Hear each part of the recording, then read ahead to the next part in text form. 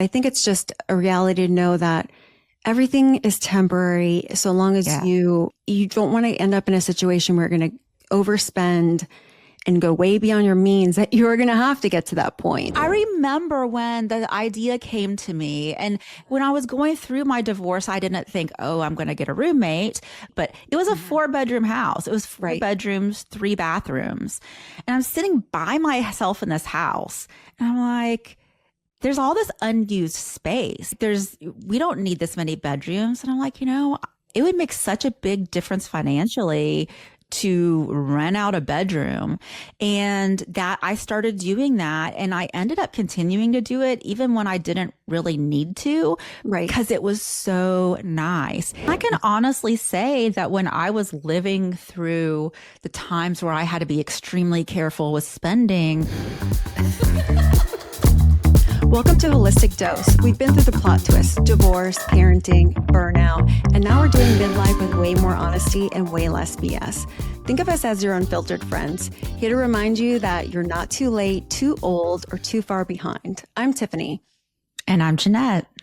And today we're going to be talking about how to live well on less. Let's talk about how to budget for your comeback season. We've all had these moments in our life. And the reason we really want to talk about this today is because a lot of our listeners, and me personally as well, have gone through or are going through life transitions where temporarily you need to budget more and be more careful with your finances. For example, when I got divorced, it was at the same time as starting a brand new business. Mm-hmm. And I had to be really careful with what I spent. And it was just a temporary situation, but I didn't want to get myself in a bad financial position by overspending. So I wanted to give some folks some tips and tricks, because I know that we have listeners who are building businesses, going through divorce, and needing to temporarily change their financial situation until they rebuild. Yeah. And a lot of people too, I think we cover a lot about you're not too late, you're not too old to start over. There's plenty of women out there who are saying, I've always wanted to do this or that in my career. And how do I go about it? Well, sometimes it's going to take budgeting yourself. If you're going to make the leap to something new, sometimes you need to take a step back in your income earnings to be able to get to that next level. Exactly. Yeah. So I'm hopeful that the tips we give folks today will be helpful. So the first is just talking about budgeting. And I'll tell you that I am better at finding ways to cut back than actual budgeting, but I can tell you what I have done in the past. So it's never been successful for me just to create the budget. The harder thing is to actually stick to it and know what you're spending. Mm-hmm. So the thing that worked for me in the past, and I haven't been good about it lately, but when I really needed to budget, what I would do is I would create a budget in an Excel spreadsheet, and I would kind of figure out what's reasonable to spend in these different categories based on my income, where can I be careful, etc. And then I did what's called the envelope system. Have you ever heard of that? Actually, I think so, where you do tuck away a little bit. I've saved this on Instagram and so many of my folders. I'm like, I have to try this. So tell us more. Yeah. So back in the day, it was a literal envelope. It was before everything, I'd never have cash anymore, right? Mm-hmm. But you would have actual envelopes that you put cash into for that category. So there'd be an envelope for eating out, or I've always combined entertainment and eating out. So it's kind of like coming from the same pot. You can have an envelope for gifts, Christmas gifts, birthday gifts, whatever, an envelope for, whatever you're spending money on, right? The bigger things though, it's like you have your pot of like, these are essentials. Like this is what I have to spend every month on my mortgage and my car payment, etc.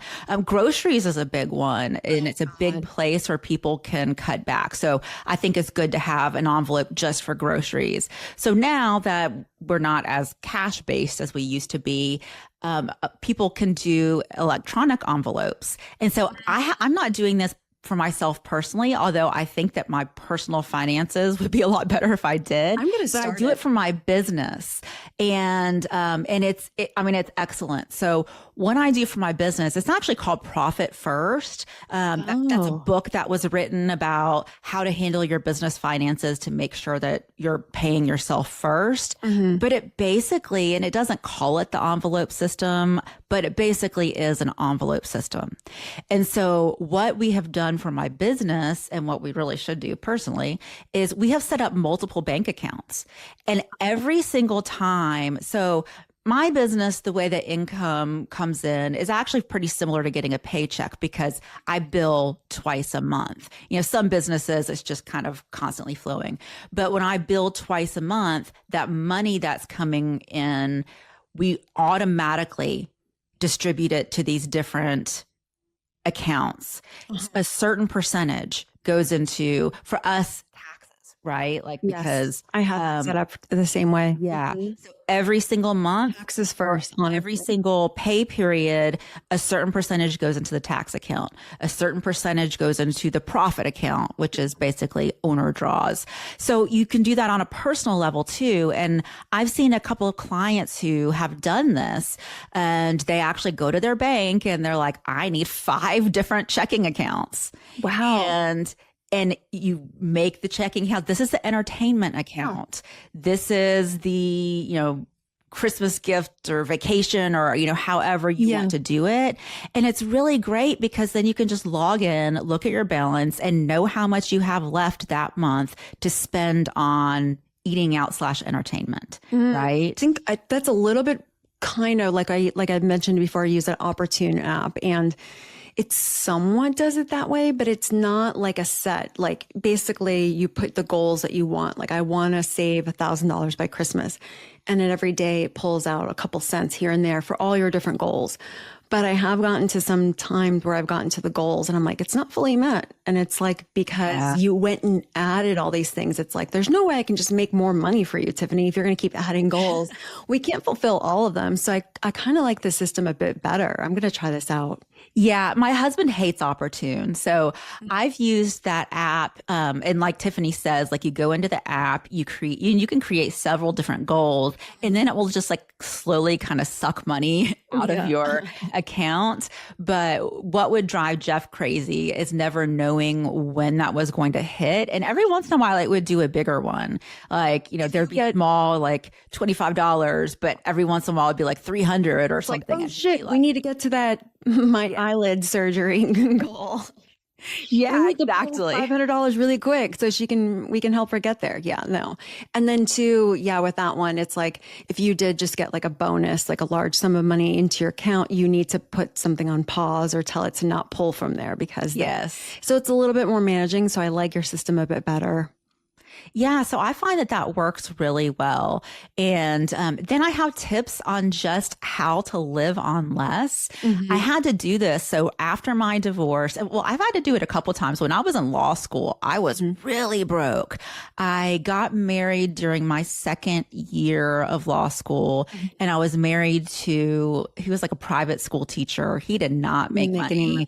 And so basically we lived off of his, and I think he made like $40,000. And then I had student loans, and I wanted to minimize. Then, like, my first college, right out of college, my first salary was $39,000. Yeah. So excited. And now it's a whole other topic. Now, these generations, they're like not happy with 50 or 60. I'm like, yeah. My first job as a lawyer, I made 65. No, I made 45. My very first job. I made 45. That was my first year. And then I moved to a job where I made, I think, like 60 or 65. But like sometimes, especially when you're young. But after my, law school, and then after my second divorce, both of those times I really had to budget. And with my second divorce, people think, oh, lawyers, you always make so much money, but people don't realize how hard the real estate bubble that burst in the earlier 2000s hit the legal field, and especially family law attorneys. We saw people not divorcing because they were stuck in homes together. Right. And there were just like, we need and people were losing jobs like crazy. Yes, it was awful. They had to just stick it out. You're right. I didn't even think about that. So I was early in my career, at that $60,000 job, wanting to, bring my income up, but the work just wasn't there. And so after my divorce, it's like I wasn't making great money and I was single mom too. So I did a lot of things to really live on less, but try to have the best life I could. And I feel like I did a really good job at that. So, really the biggest areas for me to cut back on were housing and groceries. Yep. And I've said this about housing to people, and I would say the vast majority of people are like, absolutely not. I'm never going to do that. But I got a roommate, and I considered being your roommate.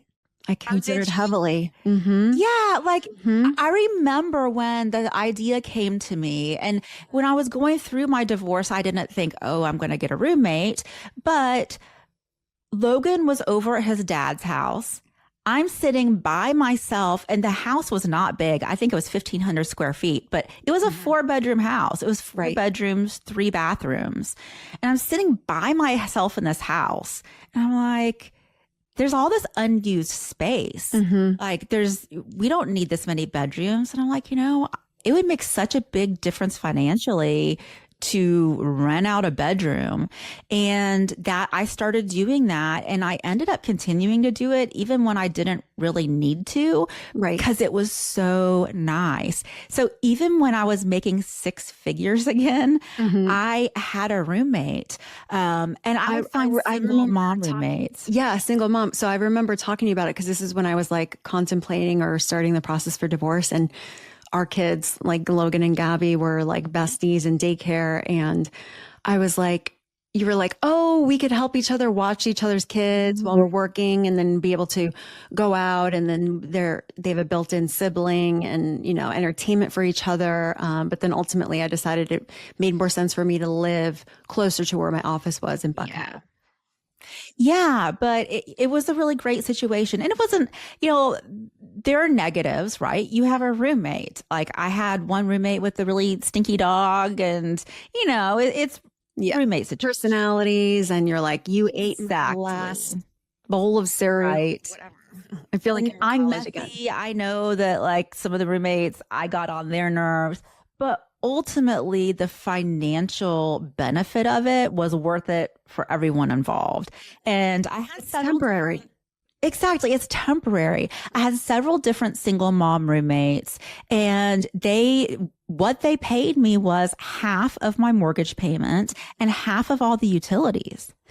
And it was really because of that I was able to go on girls' trips still and have the cash to do fun things without putting it on credit cards.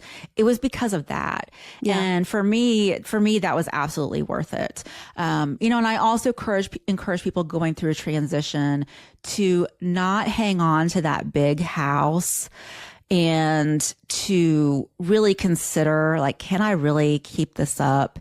Even my small house, the little 1,500 square foot house, it was a lot. And if I hadn't remarried when I did, and everything. Yes. If I hadn't remarried when I did, I was thinking like, maybe I want to just get a condo because the exterior maintenance was so much. And it falls on everybody's shoulders. But I've talked to people before too, who are just miserable in their life. And they're like, they don't want to give up the house and the setting. And I'm like, really? Like, I love that. It felt fun for Gabby too. It felt like we were living in a hotel, also being a condo, Yeah, I hear that a lot with clients going through divorce that really want to hang on to the home, but just haven't thought about all the additional expenses involved. The bigger the residence, the higher the utility bills. On my current house, everything. Yeah. Yes. On our current house, which is, it's large. It's like 4,000 square feet. It's not uncommon to have a $600 electric bill. Oh, yeah. God. My electric bill is like $70 or something. Oh, really? Oh, wow. Well, 70, 80 it's bucks. like especially in the summer, like we're Mhm. constantly running the AC and we're bad about turning off the lights. So, definitely really think about, is there really a benefit to me to having this big, more expensive residence, and Just to might it be maintain, useful to downsize? yeah, just to maintain either its appearances or whatever. But, for a short amount of time to get back out there and build Yeah. whatever it is you want to build. Yeah. And a lot of folks have this incredible interest rate. I mean, that's a situation that I'm in now with this Me big too. house, is our interest rate is under 3%. And I think we're going to be ready to move from here in maybe 4 years. So, something else people can consider is, can you rent out the bigger house Hmm. and hang on to that low interest rate, and then, find something smaller? So, that's another tip, is to really look at, do you need the bigger house? And then groceries. Groceries is a challenge because, they're just so expensive, and it does take a good bit of effort, in my experience, to really stay on top of grocery spending. I'm horrible with it now, but I don't put the time and effort into it. Like, I use the Instacart app and, pay all kinds of money for that. But there have been times where I just really had to budget for groceries. And when I was in law school, I did the coupon, like double up coupons with what's being on sale. But, one tip I have is just planning your meals around what's on sale. So even if you don't want to like clip coupons on top of the sales, which is a lot of work, at a minimum, just every week, look at what's on sale Mhm. and plan your meals around that. Also, so meat is the big thing. Like, God, the spend, cost of it is just like yeah. ridiculous. So, just eat the meat that's on sale that week. And then also know the prices, where if a certain meat drops below a certain price, that you can stock up on it and just put it in the freezer and then use it later. Yep. So that's also a big tip. And then Aldi is a really great grocery store. Yeah, I always forget to go there, honestly, but Yeah. the savings is truly amazing. It really is. When I shop at Aldi, I see the difference in our grocery bill for sure, even when I'm not trying. Like, if I, buy the same things from, one grocery store and then go buy the same things from Aldi, my bill at Aldi is going to be lower. I don't know why because you can even Instacart from Aldi. And even when I Instacart from Aldi, it's still less You know money. what? Also, too, really good in quality and taste and everything is Trader Joe's. And it's one of those things I that like Trader Joe's. you can get so many pre-made meals and everything. And every time I leave there, I'm like, I thought that was going to be so much more, because when I leave Publix, Yeah. it's easily, Gabby looks at what we got and she's like, it was that much? That's Yeah. crazy. Going back one thing to, which I just remembered about the homes. I met somebody once who learned this tip from their sister, where she bought like a really nice, she had great credit, and this was years ago, and the interest rates were better. She purchased a home in our Atlanta area in Brookhaven, where she was like, this is a super desirable area. And the purpose for it was that she rented out many rooms in the house, and each had code on there. And what she did was, the purpose of it was for long-term renters, I'm sorry, for short-term renters that were for business focused travel. So there was a lot of people, especially in the city we live in Atlanta. It's very like busy airport. Lots of big companies are based here. And there's a lot of people and executives who are coming in for a week, every other week, or a couple nights. And they want a place to keep their things without it being in a hotel, their regular clothes and things, and not having to be in a huge apartment complex with issues. So she would run credit checks on them. And now you have to make sure, if you're buying a property, that it's an area that would accept this, that it's not like in an HOA that they're going to say, no, you can't do this. But she basically paid off like her whole property of this house and had only business people. And it was more of a month to month thing. So if things didn't work out, you could terminate, change the code. But yeah, you have to go through the extensive, like the credit checks and everything. And then you find people who, they just need a place to keep their stuff, and they go there. And I was like, God, that's something I would love to do. Yeah. Also, folks who, if they're really wanting to keep the bigger house, but they have a basement with a separate entrance, figuring out how to set that basement up to rent it, even if it doesn't have a full kitchen. I think that my stepkid's mom does this. I don't think she has a full kitchen in her Oh, it's basement. just the kitchenette. A lot of places have Yes, that. but she does Airbnb. And some people who are just doing a short-term Airbnb don't care to have a full kitchen. So, and, 'Cause they and might I be don't know all the details, but like a little fridge, a microwave, and couch. hot plate. Exactly, a hot plate. And that can make a significant difference too. Yeah, because you have to think too, there's going to be, even if you're in the residential area, some people are coming in town for an interview, or they're visiting their kids, but there might not be enough room for them to stay there, or they just want to visit but not stay in their house. There's so many opportunities there. Yeah, absolutely. And then let's see, another tip I have is with hair. So, that was such a big expense. Like I used to get highlights and then it's easy to spend. I mean, I've spent $500 before going to the salon and getting a cut, highlights, That's a lot. whatever. And so when I became a single mom, I found a hairdresser who worked out of her home. And you can typically find this by going into the Facebook moms groups and asking, like, give me the name of someone good who works out of their home and is affordable. And it's usually someone who's like a stay-at-home mom who wants to make extra cash and they have the experience. They're good, right? But the prices are so much less because they're not in a salon. And you go to their house and get your hair done. A lot of times their kids are there. I've brought Logan, and it's like Logan plays with the hairdresser's kid, and I get my hair done, and it's so much cheaper. So that's another tip as far as instead of having salon prices. And then with like beauty, I'm now I blow a lot of money at Sephora, but I got really good at looking into dupes. And I know now we've all heard like dupes, like you can go onto TikTok. There's a blog. I think it's still active, but it was really big back before everything was about video. It's called Temptalia. Have you ever heard of Temptalia? No, I haven't. So it's a blog, and it might still be active, where she reviewed makeup. And for every makeup review, she would have dupes. And some of them were dupes from more expensive brands, but then she'd also have drugstore dupes. Okay. I use that all the time. If I were like, I really like this MAC color, but can I get it at the drugstore? And most of the time you can find pretty much an exact copy of a more expensive product. And I still do that sometimes. Clinique Black Honey is one where there's like a Nivea balm that I think looks exactly the same. And, I learned.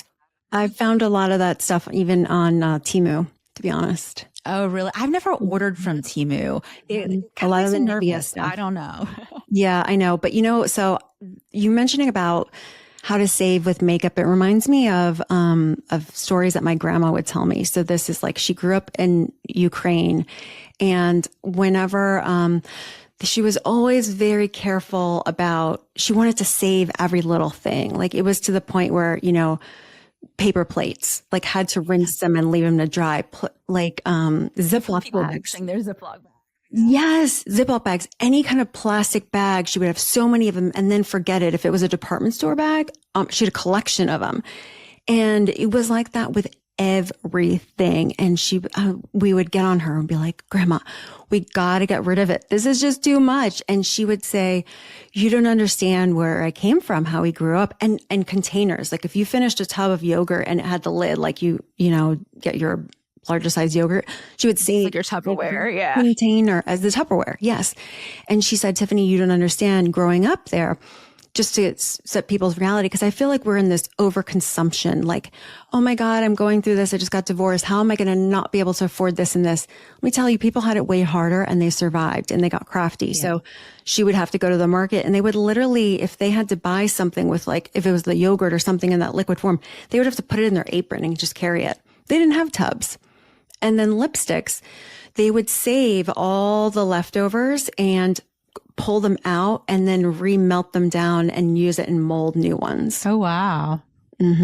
So you can get scrappy, not saying you have to go that far, but I think it's just a reality to know that everything is temporary. So long as you don't want to end up in a situation where you're going to overspend and go way beyond your means, that you're going to have to get to that point. I think we just need to do a little reality check there on husband. And I can honestly say that when I was living through the times where I had to be extremely careful with spending, I wasn't unhappy. I was happier than I was married. Yeah. And I had fun. I looked nice with the makeup from the drugstore. It really isn't as big of a deal as we make it out to be, or like we will feel going into it. It just isn't.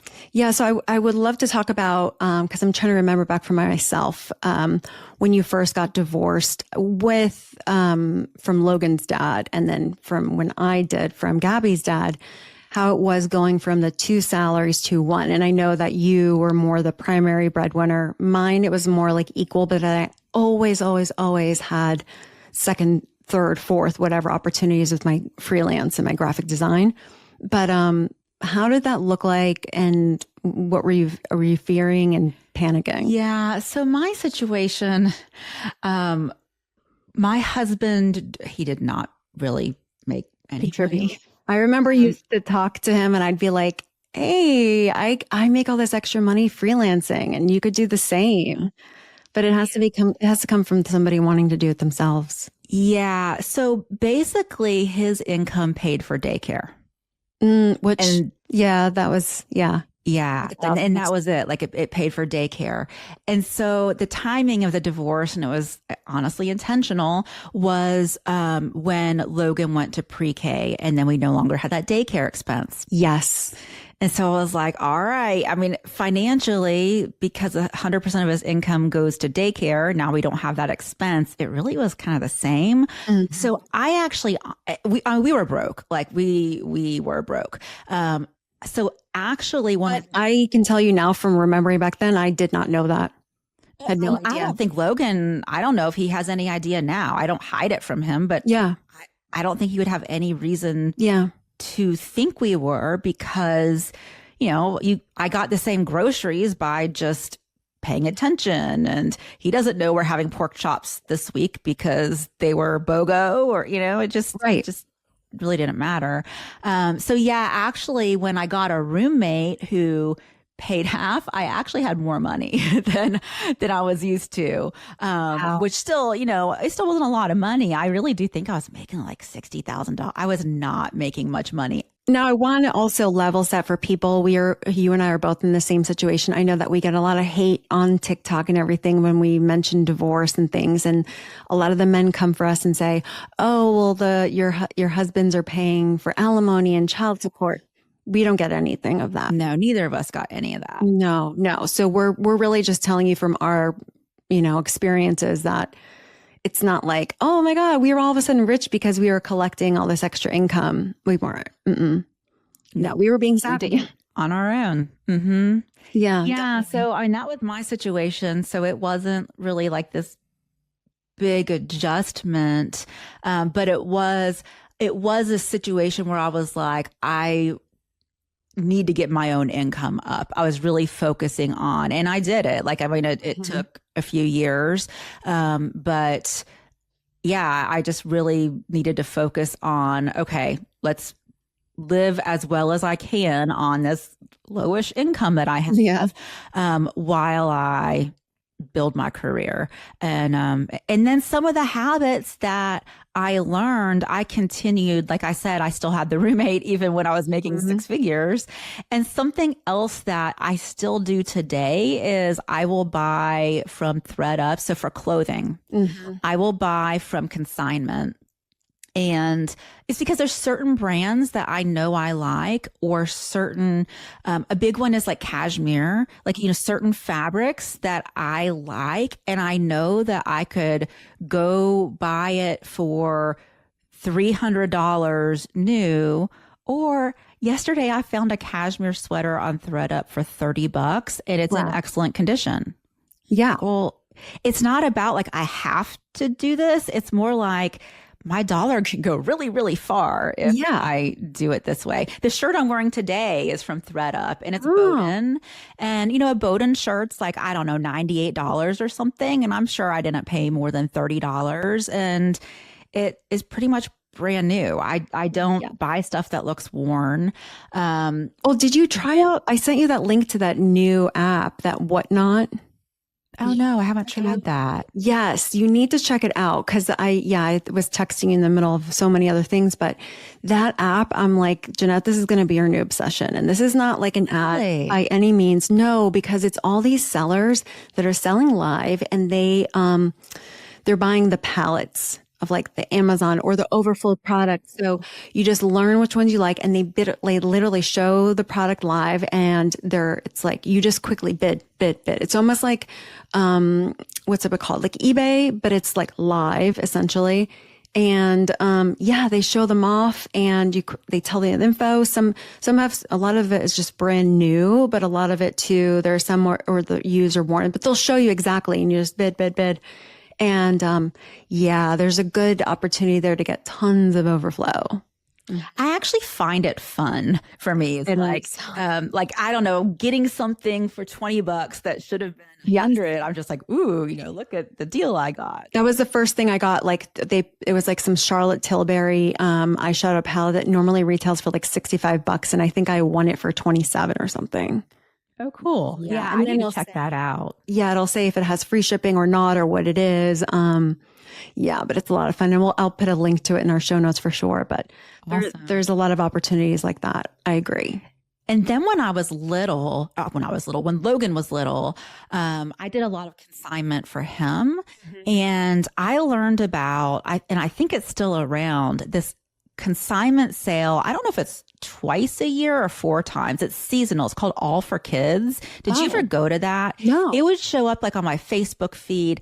It is massive. Like when I say massive, they find like a huge venue and you usually stand in line, but it moves pretty quick. You have to bring some kind of big, like there's no shopping carts or anything. Okay. So you need to bring like your own, like a good one is like one of those big blue IKEA bags. I was just going to say that. Yeah. Some women will. Or maybe you can get some ones that have on wheels too, those little. Oh, that would be good. Collapsible totes that you can just wheel so you don't have to like lug it. I've also seen people do a laundry basket and they'll tie like a rope to it and just drag it around. But those are really great because I think it's like a lot of stay-at-home moms who are they're budgeting, right? Yep. And so they'll buy nice quality clothes for their kids and then they consign it. And then when you're buying it, I would know like the certain brands. I can't remember now what the good brands are. I know for girls like Hannah Anderson is one. And you can find these brands. Those last forever. Yeah, or like even like Gap, like I would find Gap and some different nicer, like good, decent brands. Yeah. And they would be like, $2-3 for a top, $2-3 for jeans. That's amazing. That's like you get a month or two out of it because kids are growing so fast. Exactly. I would normally spend maybe $150 to $200 and get a huge wardrobe for Logan for that entire season, which, was a really, including like shoes, like sometimes they'd be new. Like it's like someone bought it for their kids and they never wore it. The tag's still on it. I have so much of that stuff. So much that I donated because I missed the window to return it or she decided she didn't like it. And I was like, oh my God. Yeah. And so this is the consignment sales like that, they tend to be a little crazy, like crowds, and, just it's not fun. Like, I only did that when I just really needed a deal, but there are also consignment stores. I think one might be called Once Upon a Child. Yes. Maybe there's one near me. It's over by our grocery store. Yep, that's a chain of. And so even after I met Jeff, I took his kids to it once and it was kind of fun with elementary age kids because they're not old enough to really know, like, they're like, it's rainbows and sparkles for them at that point. Exactly. It's not like, oh, that's not Nike or Lululemon. Yes. And so one time it was really fun, like with the 3 kids. I was like, you guys can buy anything you want. It was like they got to have a shopping spree. Oh my God. Autumn found this crazy hot pink faux fur coat. And she's like, I want this. And it's like, yeah, whatever. Like buy the crap with sparkles, but whatever. Yeah, go I'll ham. get, because it was so inexpensive and it was fun for them. And so, that's something that I kept doing. Now that our kids are high school, they're very particular. And well, let me tell you, the high school kids, what they're really into. I think I told you about this when I was going back to school shopping with Gabby. I spent 2 hours in the mall with her. She found nothing she liked. And then I was like, but wait, where are your friends getting stuff? She's like, well, mostly Goodwill. I'm like, are you shitting me? Like, I just spent 2 hours in the mall here. I bought only stuff for myself, which fine, but I really didn't need to. And we could have just been at Goodwill. So we left and we went to Goodwill. That is a major trend right now, and I've asked other parents too. And they're like, yeah, their kids just want to all go to Goodwill. And then sure enough, we went there and there was lots of the girls around her age. I'm like, really? Oh my God. I like that trend. Yes. Ask Ava, I'm sure. Like and it's a scavenger hunt for them. And so most of the places that Gabby and her friends are also buying clothes on is Depop. It's all those reseller stuff. Okay. And she's wearing, it was so funny. We were at the store the other day. She had a t-shirt on that was like, Dave Matthews Band.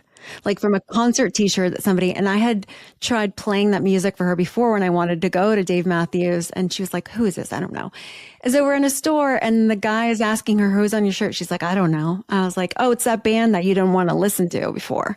But it's like, we should have saved all of our old stuff because now it's like the cool vintage stuff. I know. And it's like worth stuff to them. They would think we're cool. What about some like other activities and things that you would do, kind of on a more of a budget? I'm trying to think about what kind of activities we did. Honestly, we got together with a lot of single moms. I was in like a single moms Facebook group and we would get kids together. Went to the park all the time. Yeah, we did a lot of the park. Mm-hmm.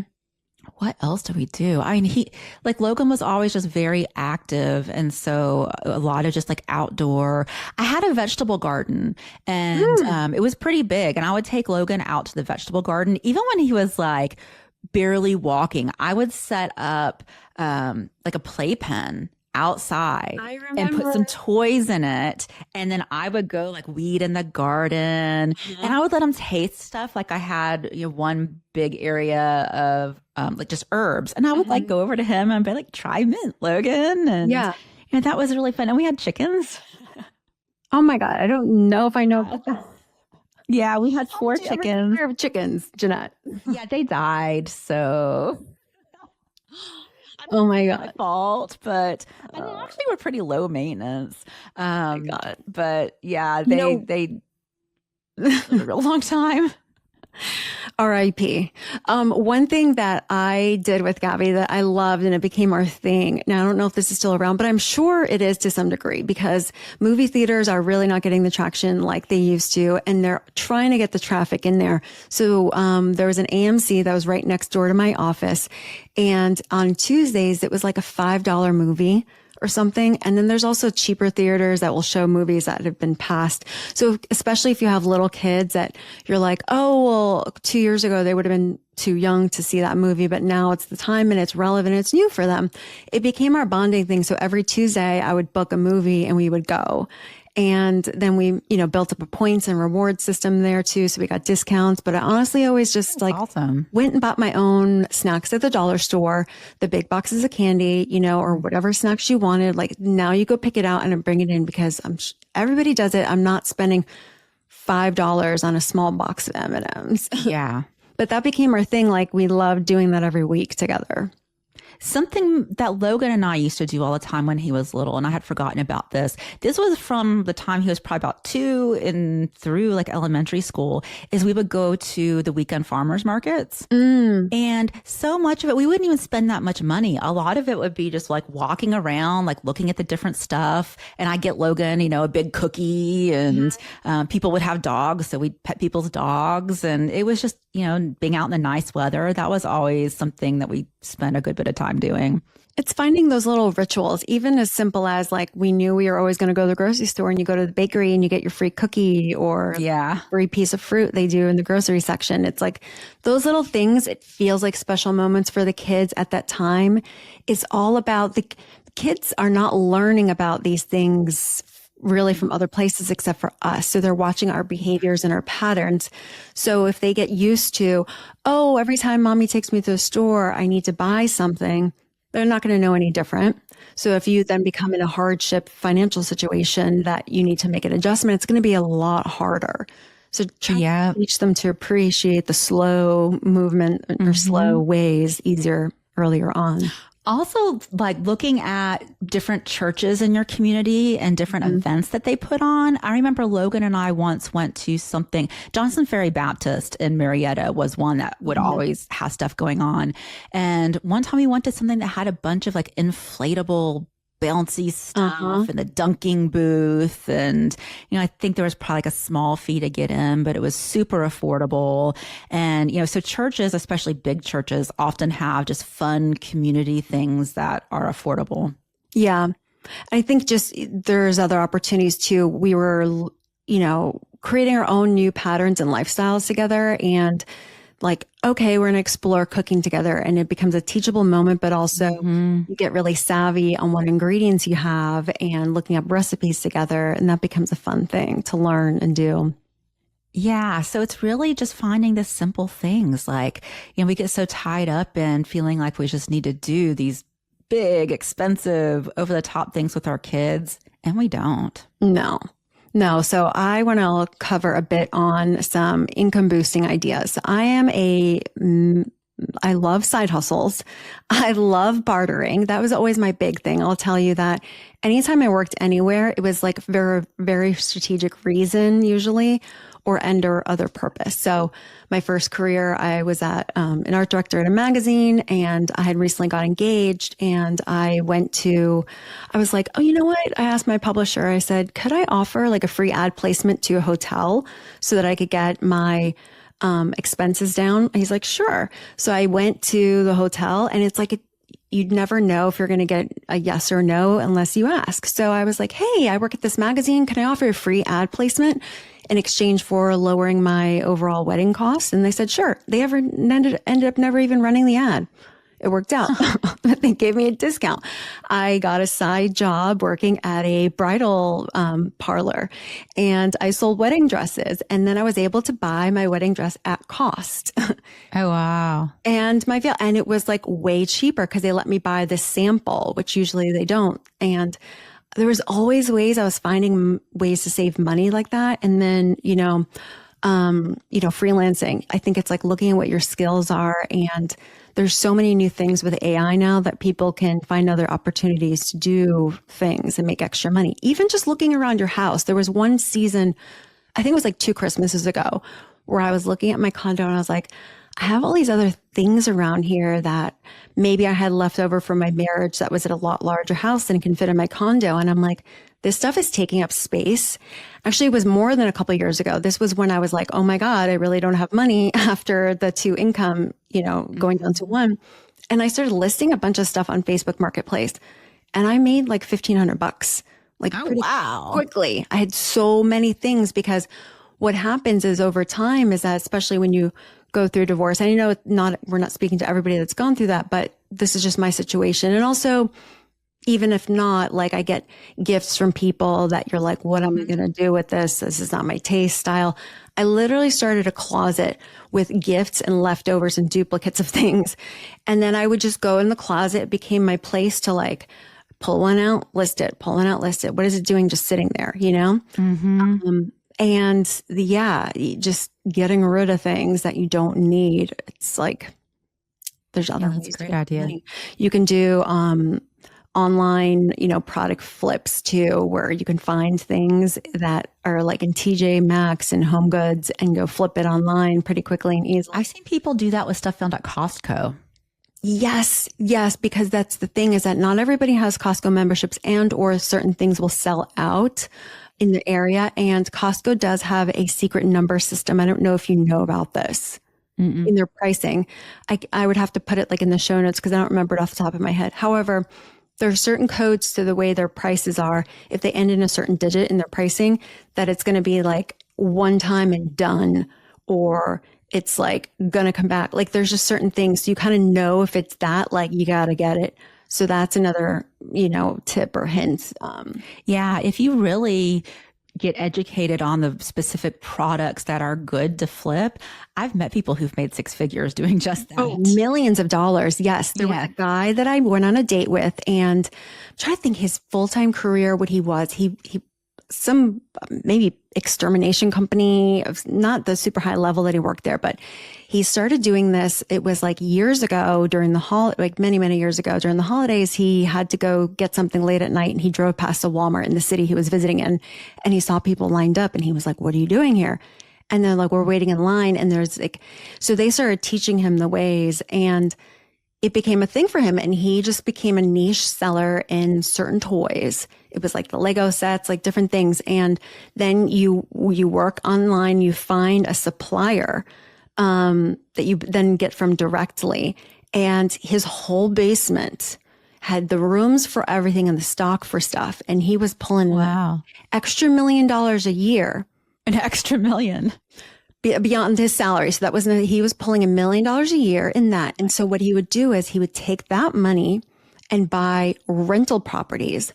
So then he was buying like mountain homes and things like that. And he was doing them Airbnb, but he didn't have the time because he worked a full-time job and did this to do it. So he just paid the extra fee at that point to have management companies.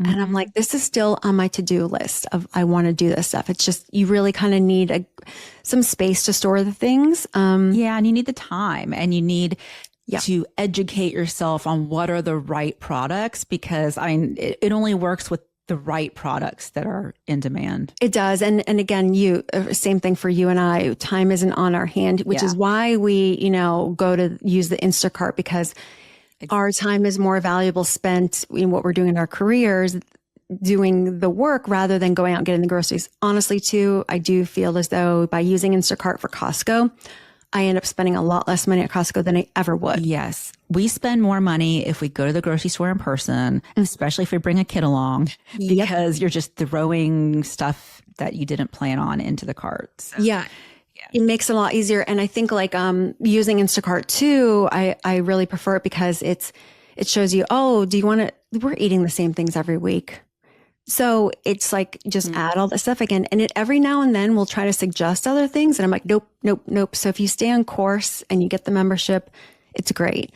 But product flipping, it can be really great if you have the time. It's not going to be a quick thing necessarily, but you can make a lot of money. And that's something that doesn't require a certain education or experience. Yeah. So there's just a lot of opportunities out there. I did it one time. So, cause this is when I had taken a course on this, and then I had learned from a lot of people on different tips.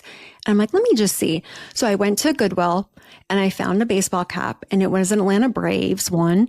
And I bought it for like $3 because Goodwill also has certain days. And I think they just recently launched a reward program. So I don't know what the thing is, but back then it was like on Tuesdays, if it has an orange dot, it's going to be X dollars off, and Wednesday. So you can get really strategic. So I don't know which day it was, whatever, but all I know is I got this baseball cap for like $2-3. I don't know. I put it on Facebook Marketplace, and then like in a couple of days, I sold it for $20. Oh, wow. Not bad. Now, if I was more strategic and planning and then took more time to go to many more stores and get other things, you can do pretty good. And I ended up buying a couple other things in that trip that I sold for money too, like some toy sets and things that were brand new.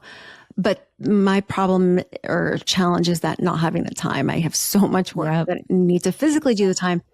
But if there's somebody who has the time and they went from, being that single mom to now having to figure out what am I going to do with my career, there's really opportunities. There's people out there who will go to Starbucks and get those cups that people are obsessed with.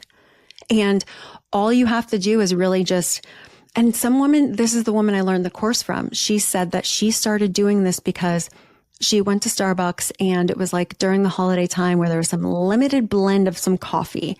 And there's some people who are just obsessed with specific brands and the blends and whatever.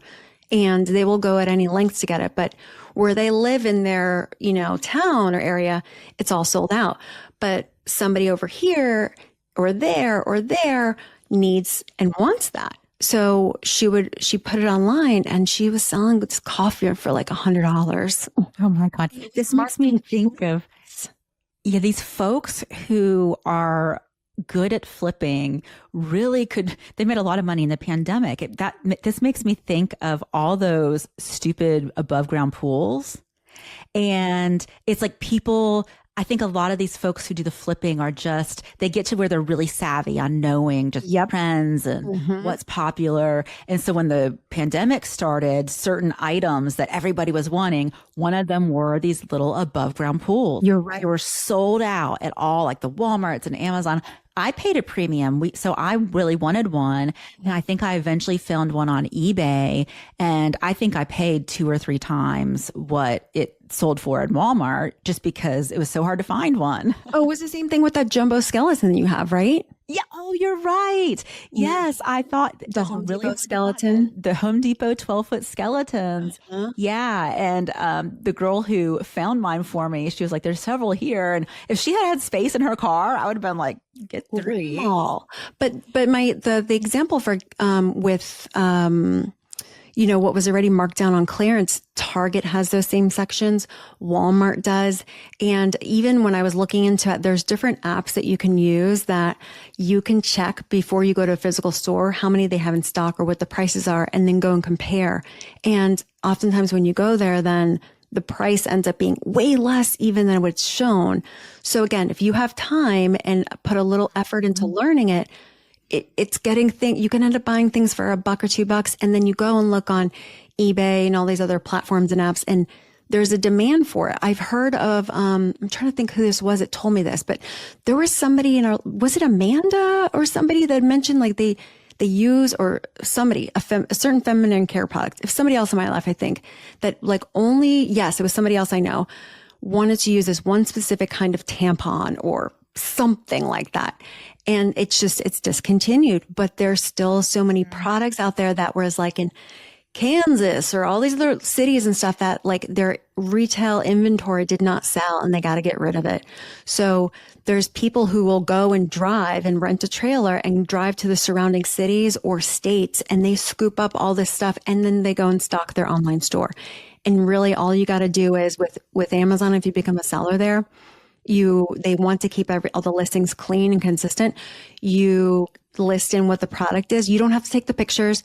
You don't have to write the product descriptions. They pull it all in for you because they want it all. So you make less money if you ship it off to them and them fulfill. But that's also easier. But if you keep it with yourself and you ship it, I'm just horrible about shipping things. So I would never ship it. Exactly. So, but that is something that like it becomes that easy. So people who aren't tech savvy, you just got to go in the store and you can scan like the products, the barcodes, and it pulls up and you're like, wow, okay. In my hand, it's $2 and people can sell it for 30, whatever. Yeah, that's a great tip. Have you ever done anything like a no spend month challenge? I have never. No, I've never. Yeah. I don't know if I could do that. I've heard of a lot of people though doing it where they like will not get new wardrobe items. And I think not lately that hasn't worked for me, but I just don't feel motivated to do that. Like if I really needed to, like if I needed to be like, oh, I'm in, major debt pay down mode and, whatever. But I don't know. I'm at the point now where I work hard, and I'm not that you don't work hard. I was working hard when I was making $60,000 too. Yeah. But it's like you work to get to that higher income and you want to feel the kind of rewards of that. So I've never done any of those no spend. And I'm in like these lawyer moms groups, and the lawyer moms will do that. They'll be like, let's do a no spend this month challenge. And I mean, it's great, but I've never done it. Yeah. And I don't really have a desire to do it. Yeah, I know. Either myself, but I don't know. thought it would be fun to experiment maybe, but not. Okay. Well, so I think like to close this out here, what's really big to know is that like budgeting is really not about restriction at all, because we've talked about many solutions here that did not hold us back, and our kids involved or who did or didn't have kids wouldn't even know. It's truly just about using that time to create room in your life for what you want next. Because not everybody's going to be always at the highs. There's going to be lows, and just to find balance. Absolutely. Yeah. So make sure to keep listening and subscribe on Apple Podcasts or anywhere you listen to podcasts. Follow us on social media at Holistic Dose on Instagram, TikTok, and YouTube for more fun. And visit our website at aholisticdose.com. Thanks for hanging out with us. We'll be back next week with more Unfiltered Friend Talk right here on A Holistic Dose. Thanks, everyone. Bye.